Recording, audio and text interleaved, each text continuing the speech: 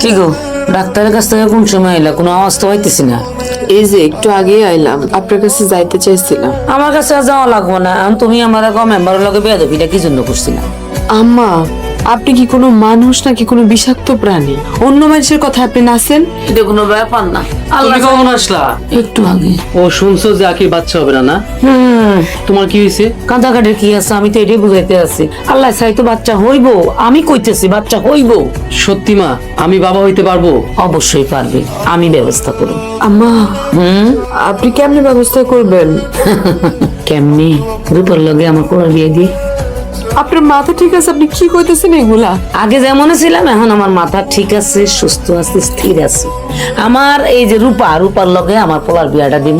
ঠিক 9 মাস 9 দিনের দিন একটা ফুটফুটে বাচ্চা হইব। এই বাচ্চাটারে আমি কোলে কইরা এই কাইলের মধ্যে লইয়া সারা গ্রাম ঘুরমু, আতা পাতা চাটা আঙ্কু পাঙ্কু চাঙ্কু করে আদর করবো, মানুষকে দেখাবো আমার নাতি পুতি হয়েছে। আমি এই ব্যবস্থা করতে আছি, তুই বইয়ে থাক। এটি আমার লগে আয়। তুমি টেনশন করো না তো এইসব বিষয় নিয়ে, একদম টেনশন করবে না।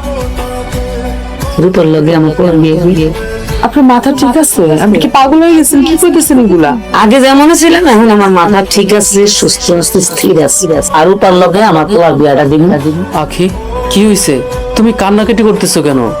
এই এতিমের কপালে যা আছে তাই হইল। তুমি কোনো টেনশন করো না, আমি শহরে যেয়ে বড় ডাক্তার দেখাবো তোমার জন্য। তোমার বাবা তো তোমার জন্য আইছেন এই বাড়িতে, তুমি তারে বিয়ে করবা তাই না? ওই রূপার কথা কইতেছো তুমি? ওর আমার সামনে এসে দাঁড়ানোর সাহস আছে? আমি তোমার অনেক ভালোবাসি আখি। তোমার ভালোবাসার নমুনা আমি দেখছি। তুমি আর তোমার মা মিল্লা ঘরের মধ্যে দরজা বন্ধ কইরা কি বন্দোবস্ত করতেছিল? আমারে তুমি চেনো না? ওই রূপারে বিয়া করলে রূপার বাবার সব সম্পত্তি আমার নামে লেখা দিবে। আমি তো আমার সব সম্পত্তি তোমার নামে লেখা দিছি। আমি জানি না আল্লাহ আমার আর কত পরীক্ষার মধ্যে ভালাইবো। তুমি আমার উপর ভরসা রাখো আখি, সব ঠিক হয়ে যাবে। কি ব্যাপার নবীনের বউ, কই যাইতেছ? চাচা, আমি তো আপনার এখানে যাইতেছিলাম। কি কও? আমি তো তোমার বাড়িতে যাইতেছিলাম, মানে তোমার শ্বশুরের সাথে একটু দেখা করার দরকার ছিল। কিন্তু আমার শ্বশুর আব্বা তো বাড়িতে থাকে না, সকালে সে বাইরে হয়ে গেছে। জানি তো, যাই নাই শুই নাই, ইচ্ছা করে দেরি করে বাইরে হয়েছি, মানে জানো উনি থাকলেও। চাচা, আমি তো বাইরে হচ্ছি বাড়ি থেকে লুকায়া। লুকায়া? লুকায়া কেন? আসলে আমার শাশুড়ি খারাপ মহিলা, বজ্জাত মহিলা। হইতে পারে, কিন্তু আমি একটা বিচার দেওয়ার জন্য বাইরে হয়েছি চাচা। আমার শাশুড়ি আমার কয় কি জানেন? সে নাকি তার ভাইয়ের মেয়েরে আনবে আমার স্বামীর জন্য, তা করে বিয়া দিবে। চাচা, আপনি একটু বিচারটা করেন, এটা কি ঠিক করতেছে সে?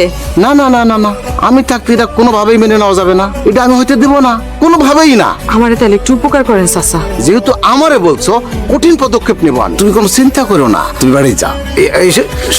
শোনো, পারলে একটু দুপুরবেলা আমার বাড়িতে আইসা। কেন দুপুরবেলা আপনাকে বাড়ি আমু কেন? না মানে ওই সময় তোমার ভাবি বাড়ি থাকে না তো, এনজিওর কাছে বাইরে যায়।